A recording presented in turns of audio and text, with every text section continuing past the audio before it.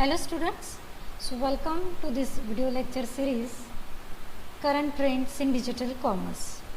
Okay, so this is the subject of MCOM Same Food, and today we are going to learn application of e-commerce for various economic sector in India. So before we are going to understand the application of e-commerce in various sector, first we need to understand what is e-commerce.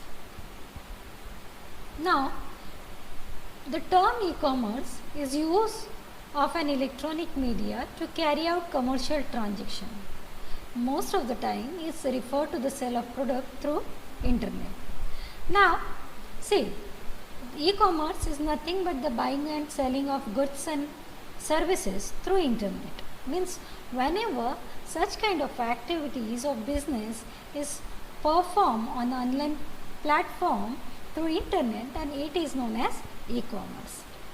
Now let's see some definitions of e-commerce. So sharing business information, maintaining business relationship and conducting business transactions using computer connected to telecommunication network is called e-commerce.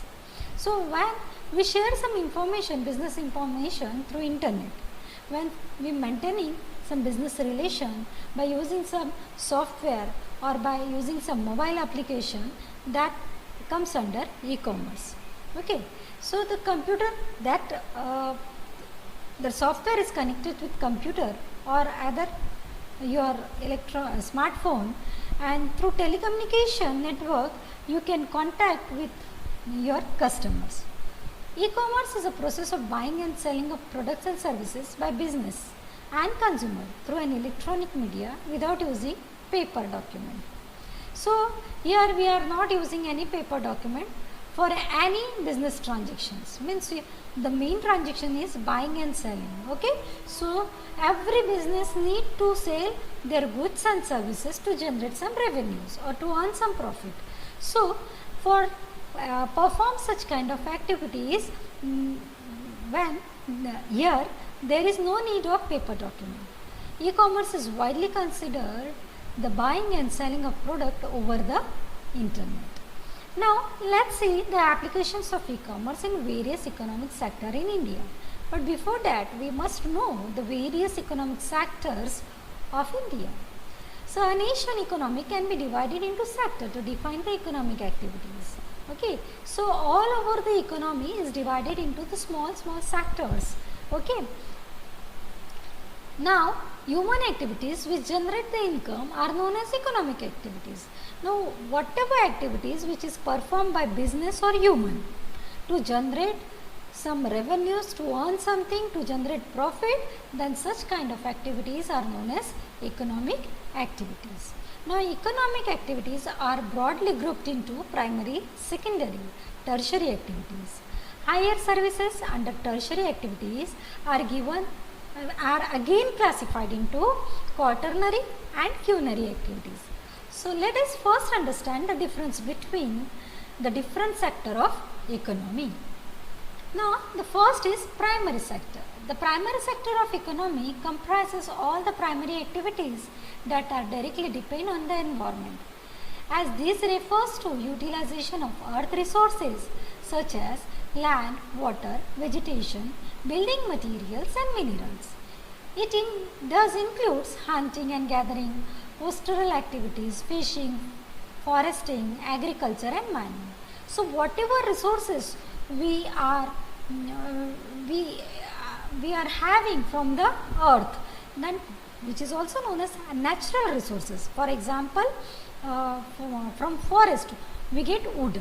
Okay, so from ponds and rivers we get water, and we utilize water, okay, for our production process, for drinking and for many more.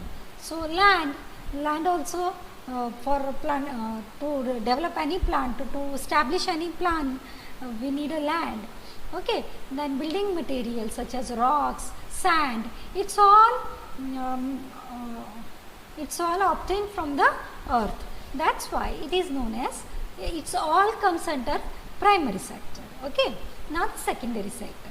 The secondary sector of the economy produce finished goods from the raw materials extracted by the primary economy. Now here we are making finished goods, means production. The manufacturing process and the construction zone lie in this sector.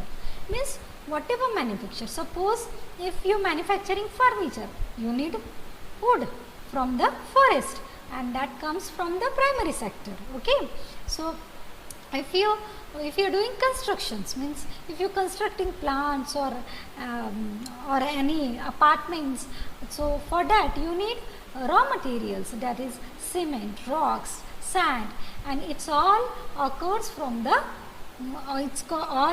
comes from the primary sectors. Okay, and it all occurs from the earth.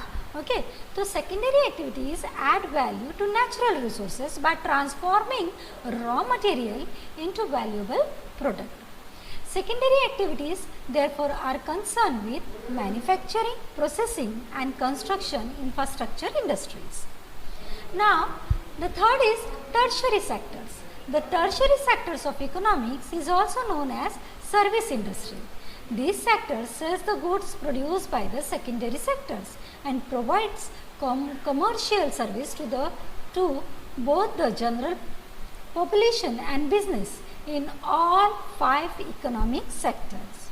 Now, whatever services is provided by the businesses, okay, suppose we are getting wood from the forest, and in secondary we learn that manufacturing process comes under secondary sector.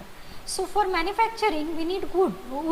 So that wood, someone should be there to transport that wood from forest to the manufacturing plant. Okay, so the transportations, means activity associated with the sector includes retails and wholesaler sales, transportations and distribution, restaurants, clerical services, medical, media, tourism, insurance, banking, health care and law. So all these activities comes under tertiary sectors. Okay, so tertiary activities include both production and exchange. The production involves the provision of service that are consumed. Exchange involves trade, transport and communication facilities that are used to overcome distance. Now the fourth is quaternary sector. Although many economic models divided into economy into only 3 sectors, other divided it into 4 or even 5. These 2 sectors closely linked with the services of the tertiary sectors, which is why they can also be grouped into this branch. The fourth sector of economy, the quaternary sector, consists of intellectual activities often associated with technological innovation. It is sometimes called the knowledge economics. So, to perform all the activities, we need some experts, we need some skilled people, and that group comes under quaternary sector. So, quaternary activities are specialized tertiary activities in the knowledge sectors, which demand a separate classification. There has been a very high growth in demand for the consumption of information based services, from mutual funds managers to tax consultants, software developers and scientists, statistician, so scientists and all. So these manpowers comes under quaternary sectors. Personnel working in office building, elementary schools and university classroom, hospitals and doctors' offices, theatres, accounting and brokerage firm all belongs to this category of services. Now the last is culinary sector. So some economics further narrow the quaternary sector into the culinary sector, which includes the highest level of decision making in the society or economy. So here are the small part which involved in making the decision, the main decision, okay, towards the nation, for the beneficiation of your nation. So this sector includes top executive or official such as fields as governments, science, university, non-profit health care, culture and the media. It may also include police and fire department, which are public services and opposed to for profit enterprises. Now, culinary activities are the services that focus on the creation, rearrangement and interpretation of a new and existing ideas. Data interpretation and the use and evaluation of a new technologies often refers to as a gold collar professions. They represent another subdivision of the tertiary sector, representing special and highly paid skills of senior business executives, government officials, research scientists, financial and legal consultants, etc. So, these are some areas, we can say sectors means nothing but the areas. So, these are some important areas where we are going to learn how the e-commerce is applied in all these sectors. So, application of e-commerce. The application of e-commerce are used in various business areas such as retailer and wholesaler and manufacturing. The most common e-commerce applications are used as follows. For example, online marketing and purchasing, retailer and wholesaler.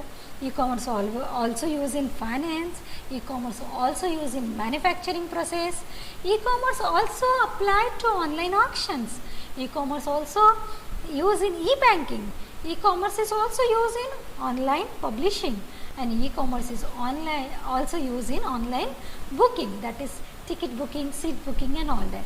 So, in our next lecture, we are going to learn all these applications in very detail. So, thank you very much for listening this lecture. Thank you.